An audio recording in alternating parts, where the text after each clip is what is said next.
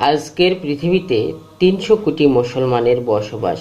তারা নিজেদের মুসলমান হিসেবে দাবি করেন, অর্থাৎ তারা আল্লাহর প্রতি ঈমান এনেছেন বলে বিশ্বাস করেন, কিন্তু আল্লাহর সকল নির্দেশনা না মানা বা অস্বীকার করার কারণে তারা প্রকৃত ঈমানদার নন।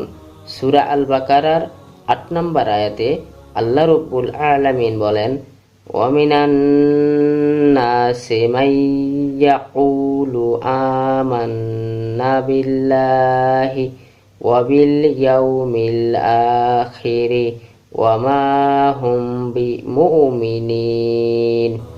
অর্থাৎ মানুষের মাঝে কিছু লোক এমনও আছে যারা মুখে বলে আমরা আল্লাহ তাআলা ও পরকালের প্রতি ঈমান এনেছি, কিন্তু এদের কর্মকাণ্ড দেখলে বোঝা যায় এরা মোটেই ঈমানদার নয়।